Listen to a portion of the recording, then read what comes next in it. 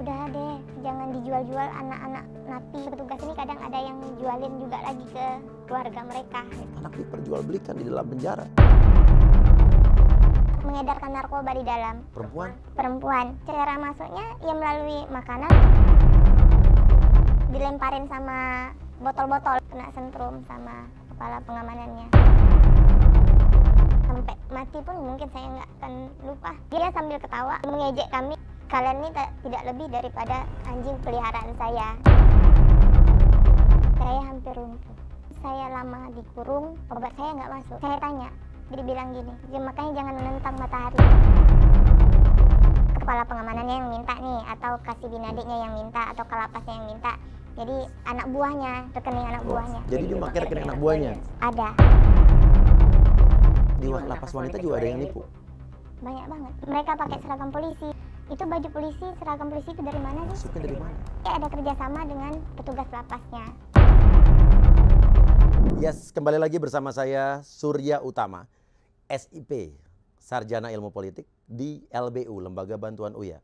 Kali ini saya Surya Utama bertemu dengan seseorang wanita yang datang jauh-jauh dari Sumatera.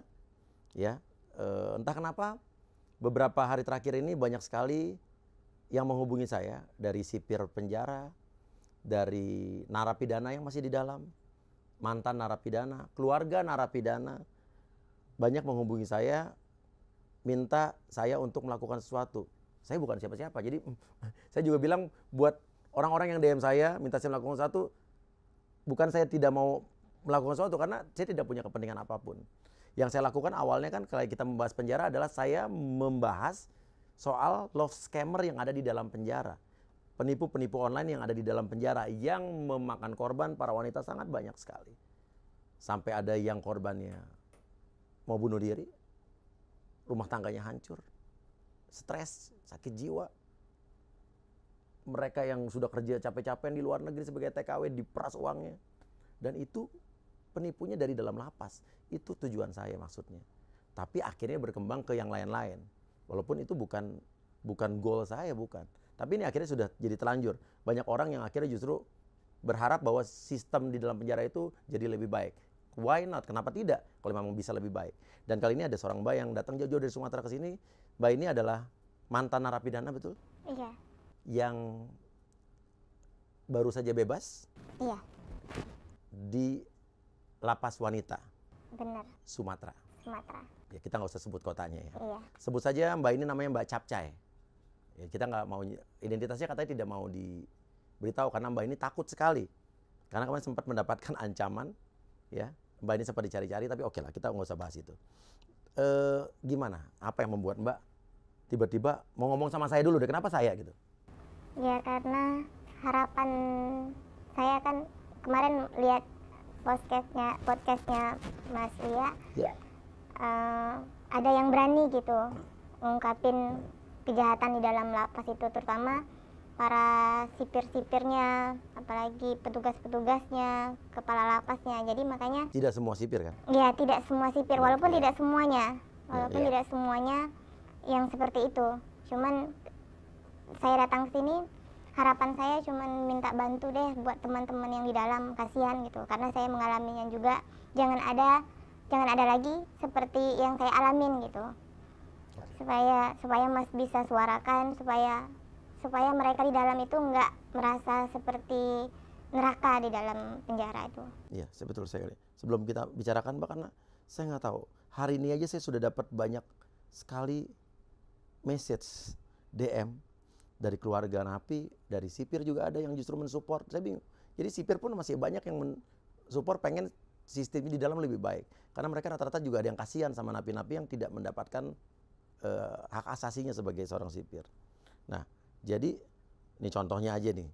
Satu, ada keluarga korban, bukan keluarga korban, keluarga napi yang ibunya nangis-nangis nih keluarganya, bahwa dia harus dimintain uang sampai sekian juta. Anaknya baru saja masuk. Terus ada juga seorang napi yang bilang gitu ya, bahwa kenapa mereka harus mencari uang di dalam, menipu online di dalam.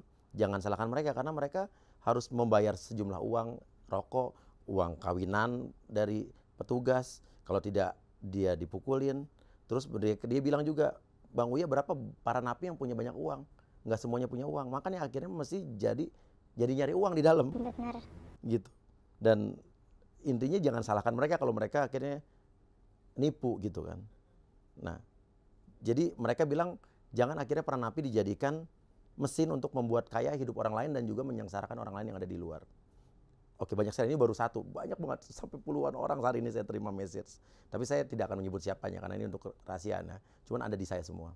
Oke, kalau Mbak ini gimana, apa yang Mbak alami? Mbak kan cewek, berarti di lapas wanita ya? Iya, di lapas wanita dan di lapas ininya juga campur. Sampai saya dipindahin gitu. Masalahnya ya sepele aja sih, karena ya itu tadi tidak ada ngasih setoran lagi. Jadi bagi yang tidak ada ngasih setoran, yang awalnya ngasih, kemudian nggak ngasih lagi, akhirnya dikirim ke daerah. Ada beberapa teman juga yang sampai akhirnya mereka awalnya dimintain buat pembangunan bantuan buat pokoknya pembangunan di lapas lah, kayak lapangan olahraga seperti itu. Yang sebenarnya yang saya tahu itu kan ada bantuan ininya gitu loh dari pemerintah. Cuman kan saya nggak tahu apa benar untuk itu atau apa gitu kan. Jadi makanya kemudian saya pergi di lapas daerah lagi gitu. Dipindahkan dengan kesalahan yang ya itu tadi menggunakan handphone. Menggunakan handphone sampai saya dikurung sampai 3 bulan di Trapsel. Trapsel itu adalah sel tikus? Sel ya hampir sama seperti itu. Apa bedanya? 3 bulan lebih lah, hampir 4 bulanan gitu. Kayak apa Trapsel itu, kayak apa? Trapsel itu ya nanti lampunya dimatiin gitu. Terus airnya hanya satu baskom kecil yang kayak ember cat, bekas ember cat gitulah. Nah, itu dijadikan buat sama-sama gitu loh. 3 bulan di Trapsel? Hampir 4 bulanan. Hampir 4 bulanan. Namun yang mengherankan saya, ya saya akui gitu loh, kesalahan saya menggunakan handphone. Nah, cuman yang saya tidak terima, kenapa sih tidak ada keadilan di dalam itu? Kalau yang ngasih uang, kenapa mereka dipercepat keluarnya? Pelan-pelan, yang ngasih uang? Umpamanya, ini sama-sama masuk Trapsel nih, dengan kesalahan mereka yang lebih berat daripada saya gitu. Contohnya mengedarkan narkoba di dalam. Perempuan. Ada juga di situ? Ada. Nah, itu cara masuknya ya melalui makanan atau mungkin nggak tahu juga. Saya nggak tahu juga dari mana masuknya itu. Oke, masuk Trapsel sama-sama. Masuk Trapsel sama-sama. Sementara yang menggunakan narkoba itu tuh dikeluarin cuman dikasih hukuman 1 bulan. 1 bulan. Kok bisa? Ya, saya nggak tahu gitu. Mungkin ada lobbynya karena kemungkinan karena kejadiannya sama seperti saya. Kalau saatnya saya mau keluar dari Trapsel itu harus bayar sekian. Dimintain apa enggak? Dimintain. Gimana mintanya? Dimintain kalau ini bantu saya kalau mau keluar dari ini, mau masuk kamar gitu, bukan. Yang bilang siapa? Yang bilang ini bagian kepala ininya, pengamanan. Kepala pengamanan. Masih ingat orangnya? Masih banget. Inisialnya? Sampai detik ini. Inisialnya? EP. Terus kamu bayar nggak? Karena kebetulan saya nggak punya uang, sudah nggak ada uang lagi, saya nggak nyanggupin gitu. Karena rasanya sudah capek juga kan. Jadi makanya terakhir dia emosi gitu. Satu lagi kawan saya pakai handphone lagi, tapi di dalam Trapsel. Oh, di Trapsel masih bisa pakai handphone? Masih. Oke. Dengan cara mereka, nggak tahu lah saya datangnya dari mana. Yang jelas terakhir ketahuan. Soalnya ada yang kibusin lah gitu di dalam. Kibusin? Kibuskan itu kayak ngaduin gitu loh. Ngaduin. Jadi dipanggil dengan cara yang inilah gitu. Terakhirnya dia mau disentrum, kena sentrum sama kepala pengamanannya. Kemudian ya dengan rasa manusiawi saya melawan. Saya lawan, belain teman. Oke, mau disentrum lawan nih. Saya yang melawan, yang mau disentrum teman saya, bukan sayanya. Sentrum dia apa sih? Kayak ada alat gitu. ada Terus alat kalau dikenain itu apa yang terjadi? biru. Kayak nggak tahu rasanya Itu apa. drut gitu Ah, maksudnya? mungkin seperti Oh, itu. kamu lihat nggak di depan kamu? Udah lihat gitu. Udah lihat tapi udah mau Oh, belum sempat disentuh. belum sempat, tapi sudah dilemparin sama botol-botol gitu, botol parfum, botol aqua, udah dilemparin teman saya. Yang lakuin perempuan lagi. Yang Yang lemparin yang menyetrum. kepala itu perempuan, karena kan kami di lapas ini. Ya, terus? Perempuan. Jadi kawan saya ini sudah minta ampun, mohon maaf gitu. Cuman tidak di ini kan, jadi akhirnya saya yang melawan gitu, karena kasihan gitu lihat teman saya. Terakhir Dengan cara kalau apa melawan? ya saya ngomong memang hak kami di dalam lapas ini, hak kemerdekaannya udah direbut gitu. Betul. Tapi kami sebagai manusia masih punya hak asasi manusia. Betul. Cuman jawabannya yang sampai sekarang saya ingat, sampai mati pun mungkin saya nggak akan lupa. Apa? Seorang yang kami minta perlindungan gitu loh, seorang yang kami bukan berharap kami masuk ke dalam itu, ngomongnya kami disamakan dengan binatang. Bilang apa? Dia sambil ketawa, sambil mengejek kami, ngomongnya jangan berharap deh gitu, mau dianggap sebagai manusia gitu. Kalian ini tidak lebih daripada seperti anjing peliharaan saya, disebutkan nama anjingnya gitu. Nah itu sampai terus saya bilang, saya lawan lagi, saya bilangin tidak selamanya kami di dalam ini, nasib kami belum tahu juga, dan nasib kalian juga belum tahu gitu, seperti apa gitu ke depannya. Saya memang sampai saya nekat gitu, sampai benar-benar saya tuh pengen kabur. Pengen kabur tuh cuman kabur dari Strafsel tuh cuman pengen buat ngaduin ke Kanwil gitu. Walaupun saya tahu nanti nggak akan ada tindak lanjutnya gitu. Kenapa bisa bilang begitu? Karena sudah pernah ngalamin juga. Apa? Pernah ngadu kemana? Pernah mengadu ke kementerian ada pengaduan gitulah untuk Kementerian Hukum dan HAM. Tapi saat datang mereka sidak ke tempat, ya kami sebagai napi tidak dipertemukan. Yang dipertemukan ya petugasnya. Otomatis kami dengan cara mereka menyalahkan terus napinya bahwa kesalahan napi ini begini gitu loh. Karena saya sudah ngalamin. Saya mengadukan masalah obat-obatan yang napi lain bisa masuk, sementara obat-obatan saya tidak bisa masuk karena saya melawan tadi gitu. Obat-obatan apa? Obat-obatan ya kayak ini Sakit apa Mbak? waktu itu ini kena corona, COVID. Terus apa yang terjadi sama Mbak? Saya hampir lumpuh. Hampir lumpuh? Iya. Karena? Mungkin saya lama dikurung, jadi saya tidak pernah lihat matahari juga, hampir 4 bulanan juga. Dan terakhir itu di November kalau nggak salah ya. Terus ada COVID yang kebetulan semuanya kena, semuanya merata gitu. Nah, obat saya nggak masuk, sementara obat-obatan lain mereka diperintahkan gitu. Keluarga mereka boleh mengantarkan obat-obatan melalui petugas. Iya, sakit itu. Iya. Orang harus punya, napi pun punya hak buat Nah, diobati. itu dia. Nah, pertanyaan kenapa obat Mbak nggak bisa masuk? Karena saya melawan, membela teman tadi saya, yang tadinya. Terus Mbak nanya lah, kenapa obat saya nggak bisa masuk? Saya tanya, terus dibilang gini, kamu lihat kan, makanya jangan menentang matahari gitu bilang. Jangan menentang matahari. Iya. Kalau matahari itu adalah orang sesuatu yang Ya, berkuasa. dunia harusnya. Iya, Menyinar itu benar. memberikan manfaat. Kayak nama saya Surya, matahari, harusnya kita beri manfaat. Tapi kalau matahari itu mengancam, mengintimidasi, menindas, itu bukan matahari. Petir namanya itu. Iya. Sudah jadi. Sampai Terus akhirnya? ya sampai akhirnya ada dibuat pengaduan. Ya itulah pengaduan bahwa obat-obatan saya tidak masuk. Tapi yang terjadi malah saya diiniin lagi. Dia apa?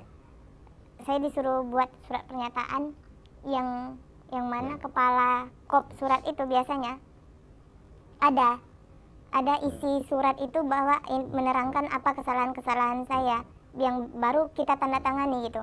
Apapun gitu namanya isi surat, pasti ada surat ada isinya. Pasti baru tanda tangan. Baru tanda tangan. Ini enggak, saya dikasih ekornya doang. saya nggak tahu isinya apa gitu. Cuman diterangkan di situ yang bertanda tangan di bawah ini, terus dikasih nih kepala kantip, kepala pengamanan, dan yang membuat kesalahan. Nah, yang membuat kesalahan itu saya harus tanda tangan nih. Tapi saya nggak tahu. Sampai saya melawan lagi, sampai saya bertanya baik-baik awalnya. Saya bilang, kalau seperti ini sipirnya, stafnya yang ngantarin. Saya tanya, ibu mau nggak tanda tangan seperti ini gitu? Kalau ibu di posisi saya, mau nggak tanda tangan seperti ini?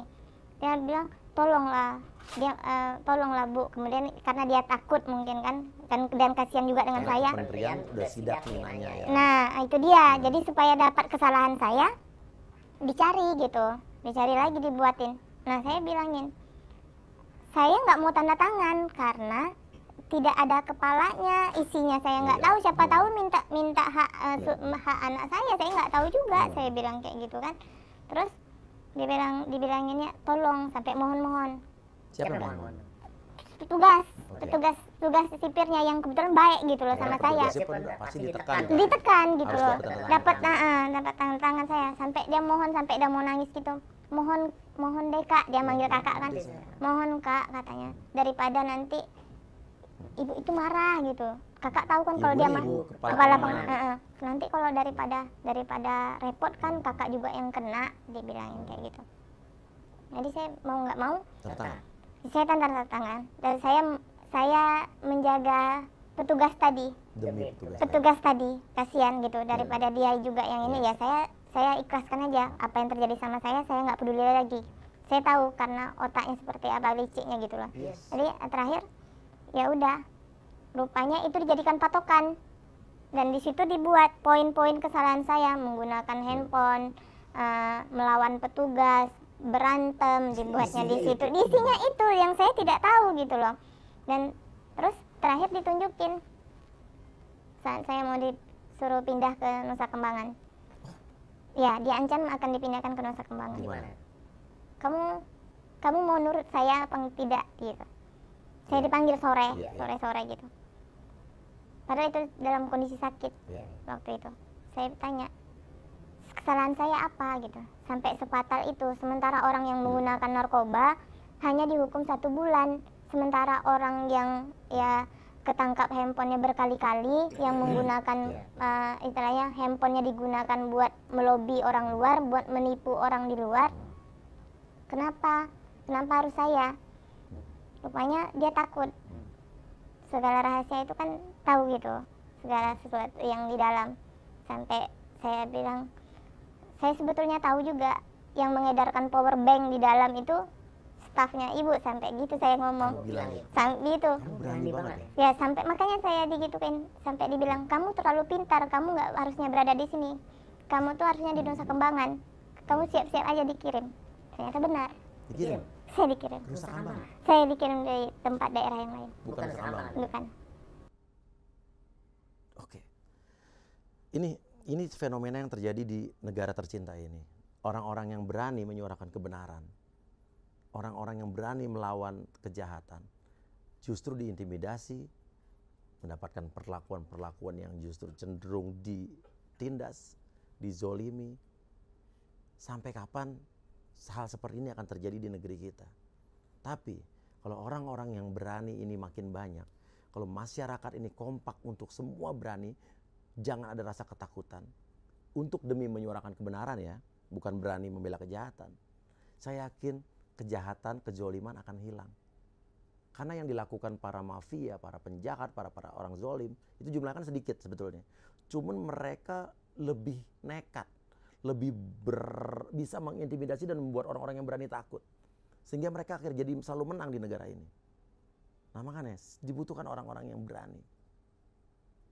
Insya Allah kalau begitu, semua orang berani, tidak ada lagi orang yang berani, justru akan diintimidasi. Mbak dipindahkan? Iya. Terus habis itu? Saya dipindahkan ke lapas lainnya. Ya. Apa bedanya di lapas itu? Lebih kurang. Sama. Hampir sama. Tapi itu hanya beberapa, nggak sama seperti yang tempat lama. Tapi ada juga yang seperti itu. Baru awal saya sudah dipanggil karena mereka tahu jejak saya. Iya pasti. Yang dia pikir Saya punya uang banyak. Jadi terus saya dipanggil lagi buat bantuin, ya itu, buat bantu untuk majuin lapas, buat pembangunan. Lah, saya bingung nih. Saya mau nanya nih sama yang bersangkutan, instansi yang bersangkutan. Bukannya pembangunan lapas dan lain sebagainya bukan tanggung jawab Napi ya? Itu kan pasti ada anggarannya. Oke, uang apa dibilangnya? Buat ini, kayak buat apa, blok rehab. Blok rehab itu kayak ada pembatas rehab yang harus.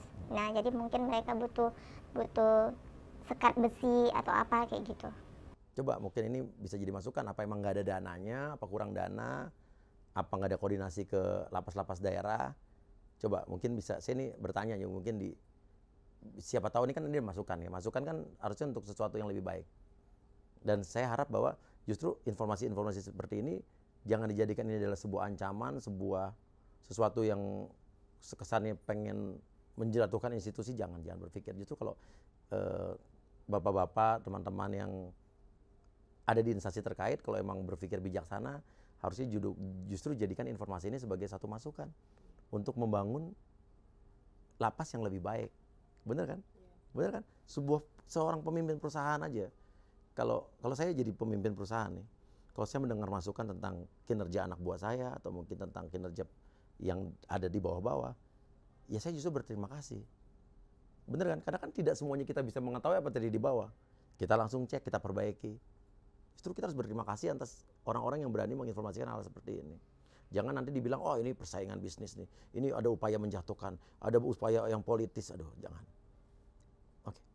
Ada buktinya nggak Mbak diminta uang pembangunan? Ada beberapa. Apa bukti apa? Transferan dari pihak keluarga. Transferan? Tapi dari pihak keluarga kan karena saya di dalam. Waktu itu saya di dalam, jadi ada beberapa bukti. Ke atas nama orang lain apa? Ada yang petugasnya? Ada atas nama yang petugas yang minta, ada yang stafnya sama stafnya, anggotanya gitu. Iya. Pokoknya kepala pengamanannya yang minta nih, atau kasih binadiknya yang minta, atau kalapasnya yang minta. Jadi anak buahnya, rekening anak buahnya. Jadi dia pakai rekening anak buahnya? Ada. Jadi cuci tangan nih, nggak mau. Bisa jadi. Mereka nggak mau kotor, dipakai anak-anak buahnya. Iya bisa jadi. Itu yang kasihan anak buahnya tadi ya? Ya itu, makanya mau diangkat pun kasihan yang stafnya jadi korban. Tapi kasih saya aja buktinya. Karena saya di sini tuh adalah orang ngomong harus ada bukti. Iya, ada. Tapi apa? Kita nanti akan blur. Kita akan jaga. Kita juga jaga orang-orangnya kan. Tapi biar jelas bahwa Mbak ini nggak salah ngomong gitu kan. Iya, ada. Ada bukti apa lagi selain rekening? Rekaman suara. Gimana cara bisa ngerekam? Jadi waktu itu kebetulan kan emang salah saya juga ya, punya handphone gitu. Jadi karena itu untuk jaga-jaga saya supaya nanti saya nggak dikirim lagi gitu. Saya takut ke Nusa Kembangan karena ada yang ke Malang dikirim. Saya takut gitu, jauh-jauh. Sementara saya dari Sumatera kan. Jadi saya bawa handphone saya. Kalau sistem di penjara itu siapa yang berduit, istilahnya yang ngasih-ngasih gitulah, nggak diperiksa badan. Kemudian saya bawa handphone saya masukkan dalam baju. Caranya? Masukin dalam baju. Nggak ketahuan tuh? Nggak. Tapi nggak bayar tuh? Nggak diperiksa karena kan kalau kita yang sering bayar sama itu nggak. Oh, karena Mbak kan tadi transfer uang-uang pembangunan tadi. Jadi nggak diperiksain. Mbak rekam tuh? Rekam. Rekamannya boleh dikasih ke saya? Bisa. Bener ya? Iya. Kita lihat nih rekaman. Oke, terus? Itu suara siapa tadi? Suara yang kepala ininya. Kepala apa? Kepala Binadi. Binagi apa sih? Binadi. Apa itu? Untuk yang ngurus pulang. Ngurus pulang? Ini di lapas yang kedua ya berarti? Iya. Oke. Terus Mbak bayar nggak tuh uang? Kan saya mau pulang. Mau pulang, iya. Otomatis bayar. Otomatis bayar. Jadi orang pulang harus bayar gitu? Katanya ngurus ke Jakarta. Ke Jakarta gitu. Ngurus ke Jakarta? Mbak harus pulang ke Jakarta bener? Saya nggak tahu juga. Kayak gitu. Jadi dia mintain bantu nih kalau ada rezeki gitu lah. Rekamannya kayak gitu. Kalau kau ada rezeki, bantu untuk ruangan kunjungan gitu. Karena kalian kan bisa kunjungan nantinya gitu. Dibilang kayak gitu. Iya. Oke. Terus ada hal apa lagi yang mengganggu Mbak, menggugah nurani Mbak sehingga Mbak mau bicara di sini yang membuat Mbak terketuk? kayak pengalaman apa yang, aduh ini nggak bener nih, ini gue harus bela teman-teman napi di dalam nih. Ada Ya itu kan berharap sama Mas Uya, tolong deh kasihan teman-teman di dalam. Mereka tuh, makanya mereka jangan pikir penjara itu buat mereka bertobat gitu. Tambah yang ada malah kejahatan dalam penjara tuh makin merajalela, bukan malah buat bertobat mereka. Contohnya aja, kalau mereka sering-sering dimintain uang, sementara mereka nggak bekerja, otomatis mereka cari uang. dengan cari uang, ya nipu itu tadi betul kata Mas Uya.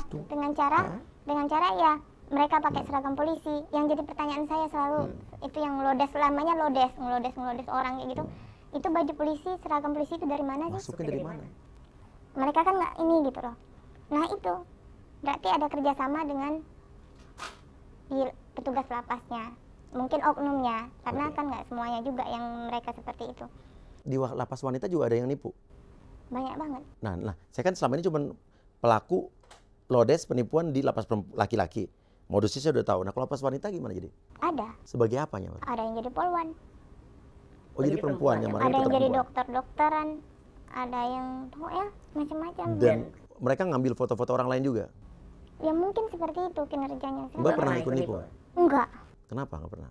Saya nggak berani. Nggak berani? Saya nggak berani, lagian nggak pandai hal yang kayak gitu. Saya bingung ya, kok penipu di dalam lapas tuh awal muasalnya dari mana ya? Siapa yang training, siapa yang ngajarin gitu kan? Tapi ini kita lihat nih, ini ada satu video polisi-polisi gadungan yang beraksi di dalam penjara nih. Jadi kayak mana pengembangan itu? Pengembangannya dari sama seruan itu? Itu udah selesai belum? Udah siap. Udah selesai semua? Udah siap. Oh. Nggak mau ngelakuin pengembangan lagi? Jadi kalau mau aja. Itu kenapa sahabat saja? Enggak, satu dua ada tempat. Keluarganya nggak ada nomor? Nggak tahu itu. Belum dihubungi keluarganya bang. Coba koordinasi dulu, siapa tahu Kalau ada ini- dalam keluarnya. Kasihan juga mereka, kalau bisa kita bantu ya kita bantu. Iya itu coba dulu tengah. Terserah semua Pak Bendy. Oh, polisi, Bapak dinas di mana? Di Lampung, ya. Logatnya Lampung banget, tapi aku nggak kenal. Nih aku juga di Lampung nih, Polda Lampung. Bapak dinas di mana? Mau ngembangin apa? Aktingnya kurang nggak mengalir, Pak. Nggak kayak gitu kalau polisi ngomong, ya. Kurang latihan lagi ya. Kalau mau jadi polisi asli, kurang latihannya. Masih kurang Anda. Ngomong-ngomong wallpapernya bagus. Anda di lapas mana? Hah? Hah? Nah, ini kan siapa yang memfasilitasi baju polisi itu masuk ke dalam penjara kan? Nah itu. Sama dengan penggunaan handphone. Handphone kami dilarang di lapas. Tapi kenapa? Setelah kami dirazia kemudian dimintain lagi uang gitu loh. Oh, Jadi, ditebus. ya ditebus. Nah, sementara handphone itu dari mana? Jadi pertanyaan. Makanya itu yang jadi saya lawan gitu. Itu yang saya suarakan buat ini, Iya. buat kebenaran. Tapi malah saya yang di ini kan. Oke. Nah, itu dia. Handphone nggak boleh, tapi benar disita, Benar tapi ada yang disita. bisa nebus gitu kan. Ada yang bisa nebus, masuk lagi. Makanan, Mbak. Makanan enak nggak di penjara, Mbak? Karena ada yang bilang kalau di tempat lain katanya nggak layak gitu. Enak. Enak? Enak. Oh, ini enak Di justru? tempat di tempat saya ya enak. Oh, gimana coba? Ya di situ ada sayuran, ada buah-buahan, pokok ya lengkap lah gitu. Oh, lengkap. Iya. Oke, ini kan berarti kan ada masukan, tidak semua penjara makanannya tidak enak kan? Ini ada lauknya juga. Ada, dan nasinya tuh bersih gitu. Oh, bukan yang katanya nasi bola bekel tuh Enggak ada yang nggak keras. Oke. Nggak ada yang gitu. Oke. Kalau di tempat saya Oke, artinya makanan layak ya. layak, Oke. Terus kalau misalnya makanan di luar juga ada di kantin atau di mana? ada. Oke, harus beli. Beli, Enak nggak? bisa order. Oh, caranya gimana? Telepon apa? Gojek? Ya nanti dicatatin sama tamping. Oke. Mau beli apa? Oke. Mau beli sate, mau beli nasi padang, mau beli ayam geprek, semuanya ada. Enak tuh. KFC ada juga. KFC juga ada. Ada. Oke, berapa itu? Pizza juga ada. Iya. Ya 2 kali lipat harganya. 2 kali lipat. Oh, ya nggak apa-apa, harus ada cari untung juga ya kan. Iya. Tampingnya masa nggak dapet upah Iya. gitu kan. Nah, Mbak dapat duit dari mana kalau beli makanan-makanan begitu? Dikirimin keluarga. Oh, dikirimin keluarga?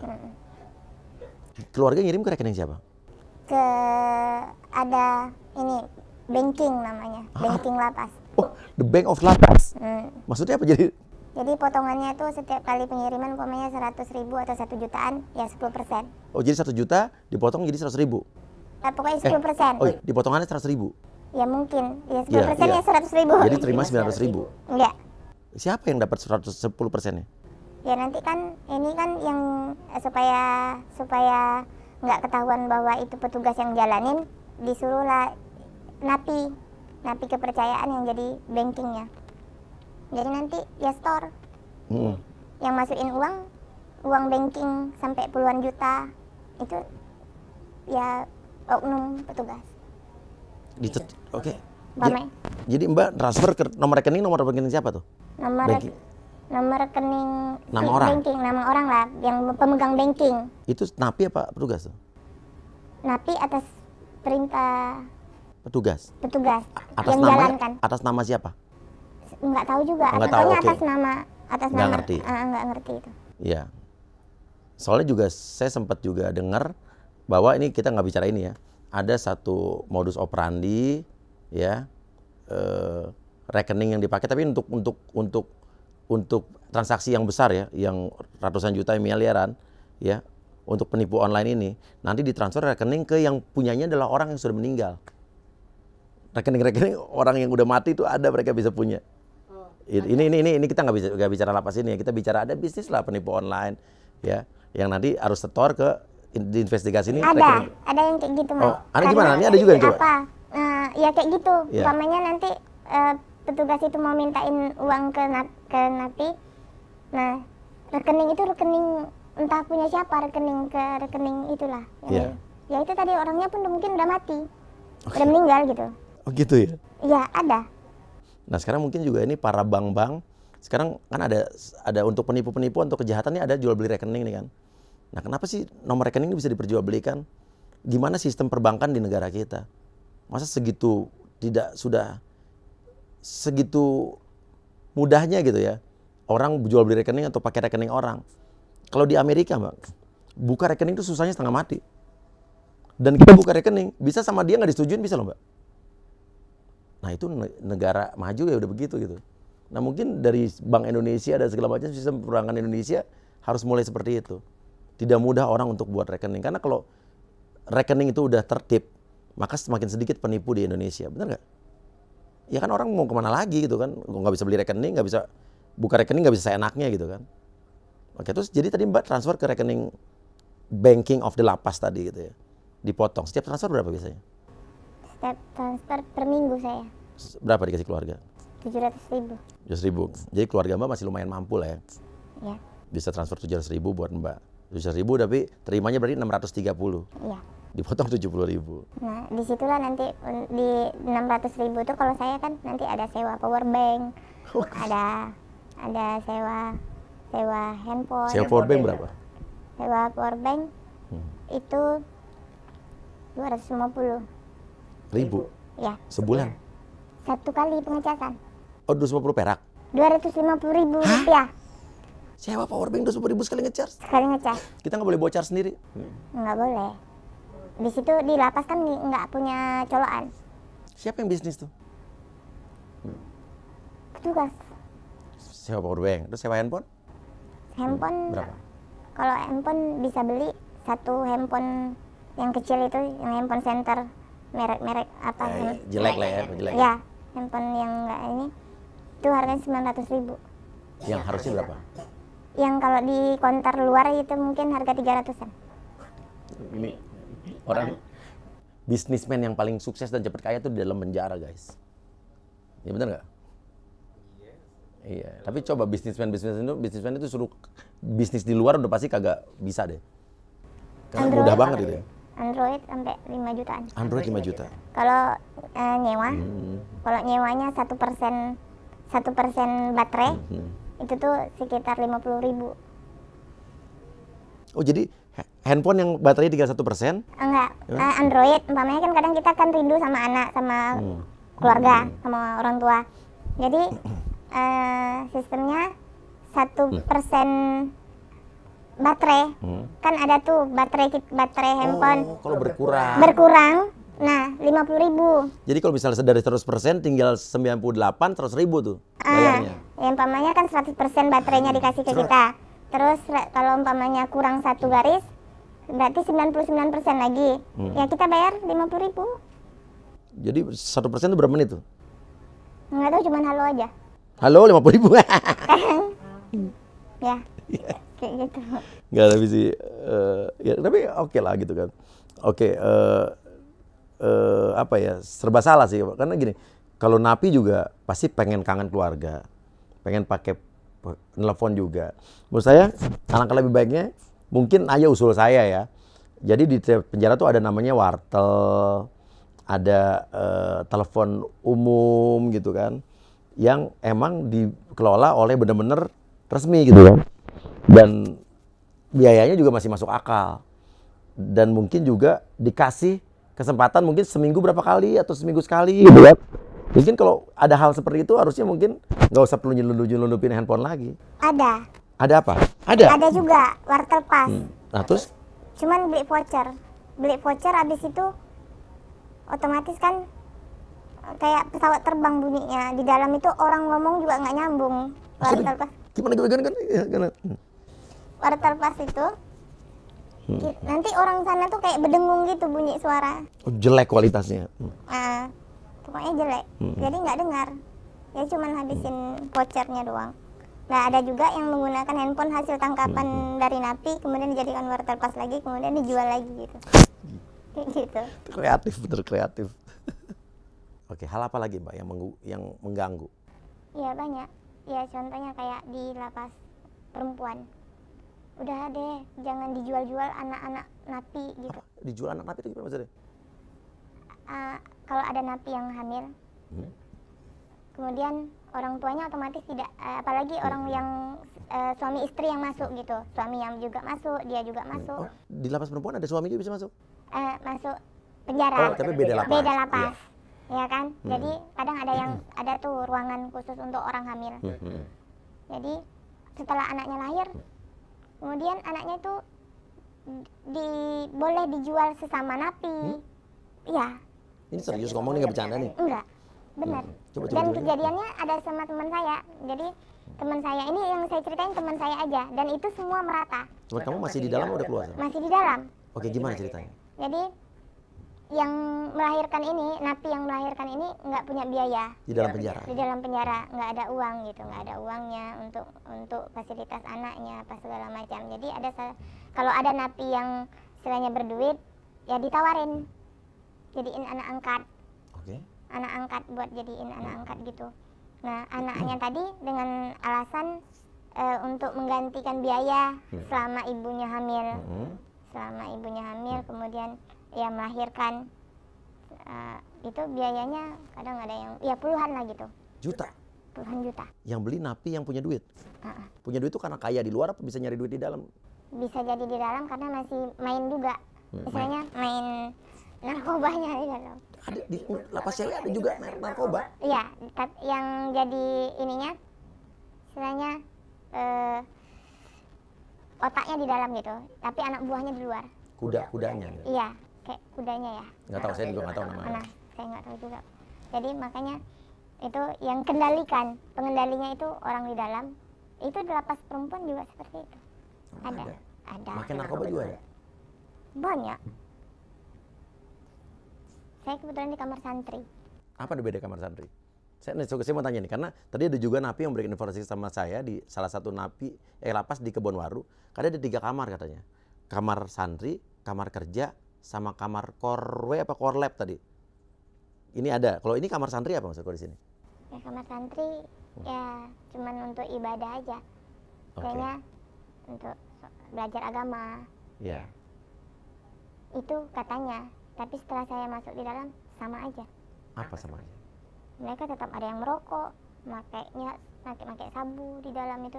Terus ada yang lesbi. Hah? Lesbi di dalam kamar di depan kalian gitu? Iya. Ngapain tuh? Ya kayak lesbi. Telanjang gitu? Ada. Dilihatin orang-orang? Tapi nggak diliatin orang gitu, istilahnya ada ya lesbinya nggak di tempat umum, nggak di depan hadapan kami gitu. Gimana tuh jadi? Kadang di kamar mandi mereka.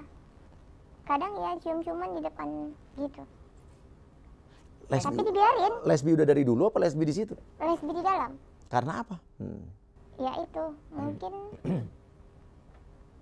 saya nggak tahu juga faktornya apa. Kebutuhan kali. Kebutuhan, bisa jadi.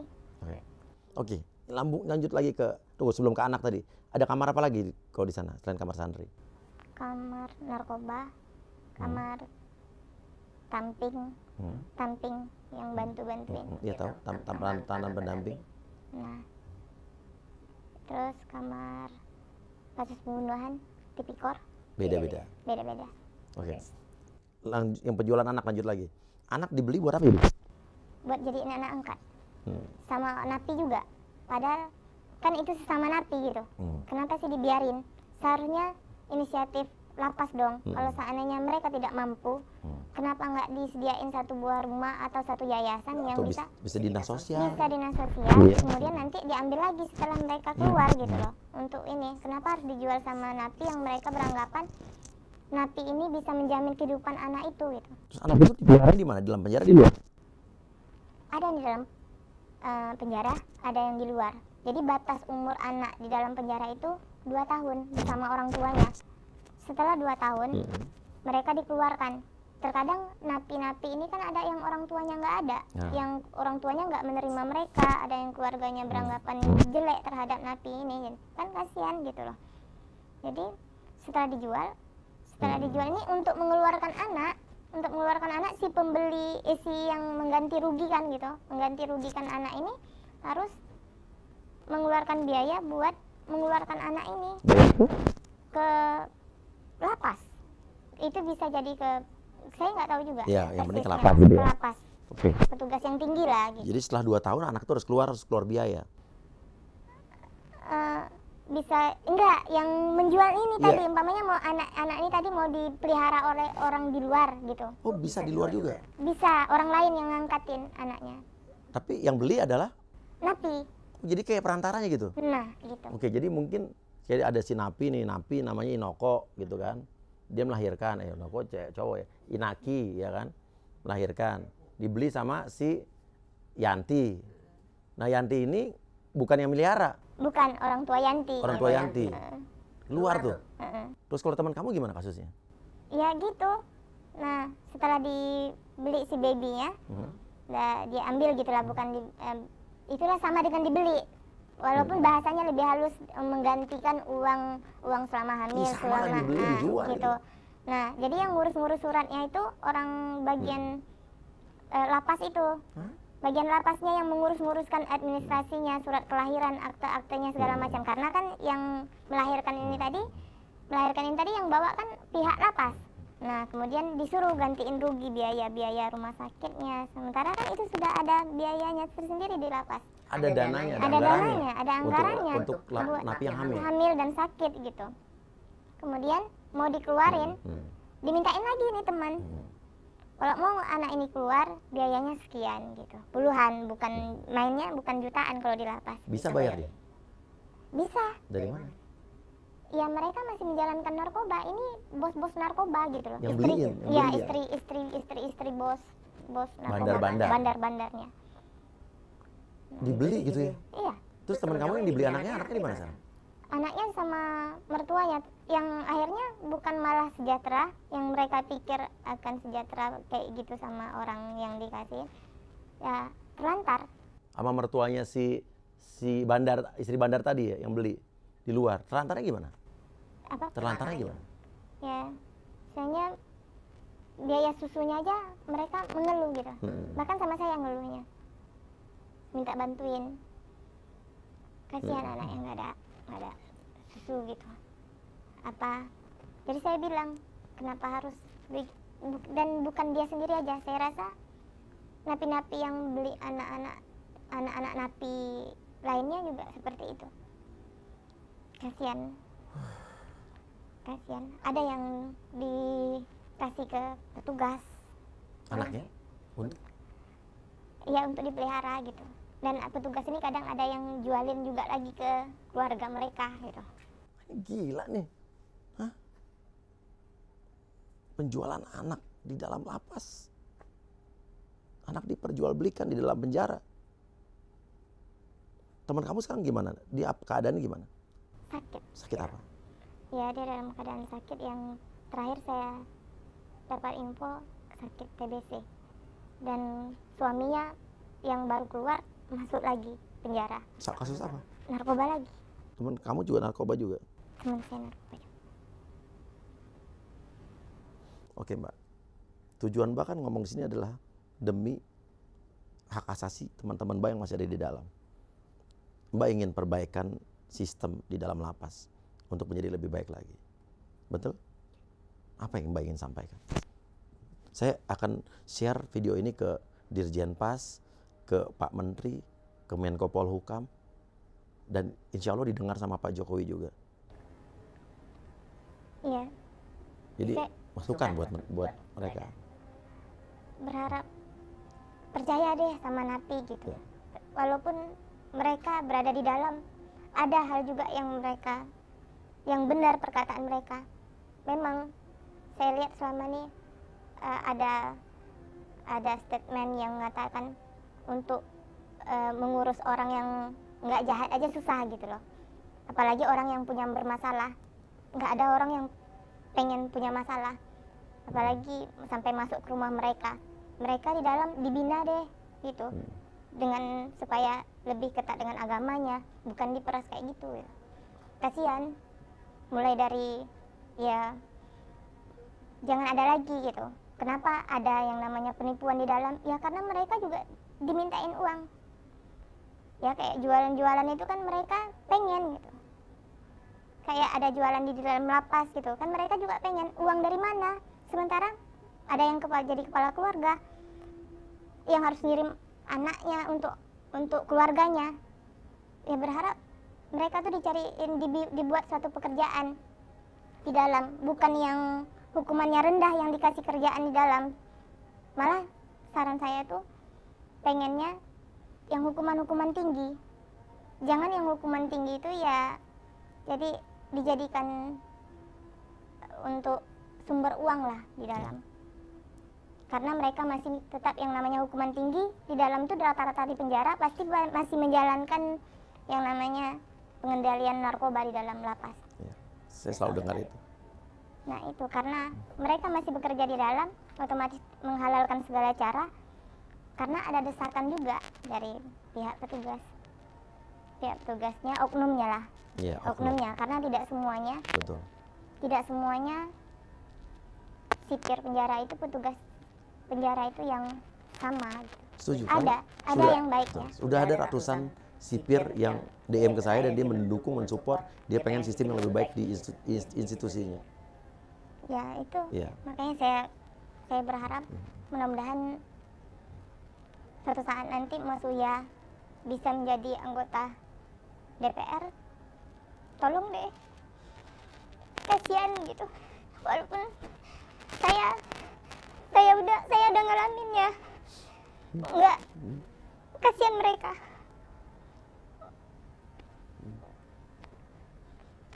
Enggak, memang mereka kan masuk ke dalam tuh kan karena sebab akibat. Sebabnya mereka mencari mata pencarian di luar kan susah, itu sebabnya. Akibatnya apa? Akibatnya mereka ada yang mencuri, ada yang menjual narkoba, ada yang ya buat kejahatan yang kayak gitu untuk makan, karena kan di luar untuk cari kerja aja sulit, apalagi mereka yang nggak tamat sekolah. Kasihan. Yang lebih kasihan lagi anak-anak mereka yang orang tuanya masuk ke dalam penjara, ada yang terlantar, kan nggak mungkin, mesti ngikutin jejak orang tua mereka. Berharap sama pemerintah buat deh suatu yayasan buat anak napi atau apa gitu, buat lindungin mereka. Setelah jadiin deh mereka manusia, jangan seperti orang tua mereka. Berharapnya seperti itu. Jadi mudah-mudahan nanti ya Mas Uya bisa menjadi wakil rakyat, bisa diperhatiin. Jangan pada saat ini aja. Insya Allah, Mbak.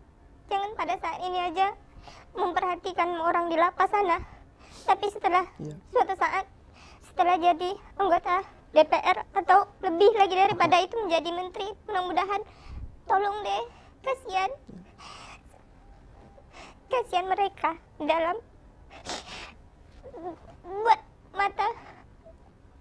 untuk mata pencarian mereka di dalam itu yang bisa mereka kirimin buat keluarga mereka di luar. Kadang cerita-cerita dari teman di dalam itu, anak mereka tuh kadang ada yang nggak makan. Itu ya, berharap semua menteri yang sekarang, Bapak Kementerian Hukum dan HAM, atau yang menangani masalah lapas ini deh, tolong didengar. Jangan minta bukti kepada napi nggak bisa membuktikan. Iya. Mau buktiin apa kalau mereka di dalam? Bisa mereka buktikan itu untung pintar saya aja, Bisa akal-akal ngerekam, saya kan? aja. Karena saya sudah tahu gitu, bakalan nanti mereka akan ngomong buktinya apa, Iya, gitu yang terjadi juga sama saya begitu. buktinya apa kalau di lapas meminta gitu. Coba logika aja. Sementara di berita-berita itu sipir-sipir penjara itu yang masuk masalah narkoba masih berani ngebantah bahwa sipir penjara itu tidak ada ikut-ikutan dalam pengendalian narkoba. Coba logikanya aja, berpikir di situ. Sementara para petugas banyak yang ketangkap kan, di situ aja, jangan membantah lagi gitu. Sudah, walaupun umpamanya ini sedang viral, bukan untuk membantah seharusnya, benahi deh, benahi. Jangan buat dibantahin, buat untuk bersihin namanya sendiri. Buat bersihin nama instansi mereka supaya jangan tersorot kemana-mana. Padahal ini kan masukan bukan untuk menghujat mereka. Yang membantu mereka justru. Yang membantu mereka. Jangan dengar deh kayak kepala Kementerian Kemenkumham itu. Jangan dengar satu pihaknya saja. Jangan dibelain anak buahnya yang salah. Hukum. Kalau bisa dibuat struktur juga untuk hukum disiplin. Kenapa hanya ditarik? Ada yang bermasalah cuma ditarik ke Kanwil. Iya. Nah, kemudian mereka bisa pindah lagi kemana-mana. Setelah masa hukuman mereka di Kanwil. Di Kanwil kan mereka duduk ber-AC juga. Sementara kasihan dong napi-napi yang lainnya. Walaupun, tapi ini merata walaupun nggak semua petugas penjara itu jahat. Setuju. Dan saya tegaskan lagi, ada yang baiknya. Ya. Saya mengalami sampai saya dikasih Al-Quran, Iya. sampai saya dinasihatin. Masih ingat namanya? Masih. Sampai sekarang saya masih ingat. Waktu saya mau dipindahin sampai dia nangis, dia nggak bisa apa-apa. Dia padahal itu punya jabatan, dia masih meluk tiang lapas itu, nangisin saya karena dia tahu saya bukan orang pemakai narkoba. Saya tidak pernah merokok, saya tak pernah nipu orang, tapi saya diperlakukan karena hanya saya menyuarakan, saya hanya membela orang gitu supaya sadar. Tapi yang ada saya dapat Iya. yang Iya. lebih parah lagi hukumannya. Dan salah satu pimpinan itu pun tidak bisa ngapa-ngapain karena ada orang lagi di atasnya kan. Iya, karena ada orang di atasnya lagi. Yang ada dia Dan- cuma nangisin saya. Nah, makanya saya di situ ngomong. Dan dalam hati saya bilang, nggak semuanya petugas itu ya yang Betul. sama kelakuannya seperti itu. Dan mungkin ini bisa ditiru apa yang dilakukan kepolisian. Saat beberapa waktu terakhir ini kepolisian justru banyak, Pak Listio Sigit, Kapolri justru banyak menindak dan menghukum anak-anak buahnya yang memang nggak benar. Terbukti. Sudah ada yang di PTDH dipecat semua dengan tidak hormat. Oknum-oknum yang melanggar, dan itu bukan receh-receh loh. Pimpinan-pimpinan, polisi-polisi dengan pangkat tinggi berhasil ditindak. Artinya beliau adalah pemimpin yang baik. Mungkin ini harus bisa ditiru sama kepala-kepala atau pemimpin-pemimpin instansi, institusi apapun di negara ini untuk seperti itu, membersihkan institusinya. Karena seorang pemimpin itu adalah punya tanggung jawab yang besar. untuk menjalankan kepemimpinannya dengan secara bersih, dengan baik, yang kotor dibersihkan, yang jahat dilibas, bukan malah ditutup-tutupi, betul. Karena negara kita tuh tidak butuh yang namanya pencitraan. Jangan ditutupin supaya institusi kita kelihatan baik. Kalau ada yang berpikir seperti itu, wah itu hancur bobrok negara kita nanti. Karena kan bangkai itu ditutupin, lama-lama pasti akan tercium juga. Bener kan? Bangkai itu buang kubur gitu loh. Oke Mbak, tapi saya terima kasih. Saya salut sama keberanian Mbak. Mudah-mudahan segera ada perbaikan. Mudah-mudahan tidak diam saja. Dan mudah-mudahan tidak ada upaya-upaya untuk selalu mengcounter dengan bohong besar. Tidak benar, tidak mungkin. Ini tidak ada. Buka mata dong. Ya, kalau perlu, saya bersedia untuk diajak ngobrol bareng. Saya punya banyak informasi, tapi tenang. Orang-orang yang memberikan informasi ke saya dengan bukti-buktinya, identitasnya tetap akan saya jaga. Saya jamin tetap tidak akan saya buka. Tapi kalau mereka butuh informasi apa, saya sudah punya banyak informasi yang bisa dibagikan. Justru itu adalah mempermudah untuk melakukan pembersihan secepatnya.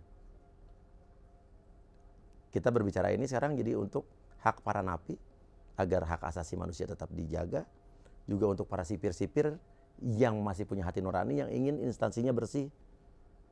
Dan ini insya Allah akan ada di negeri kita. Segera. Makasih Mbak, atas keberaniannya saya salut. Dan dibutuhkan lagi pemberani-pemberani lainnya yang berani menyuarakan kebenaran tanpa rasa takut. Karena kalau kita bersama-sama, maka tidak ada orang yang bisa menghancurkan kita. Itu aja.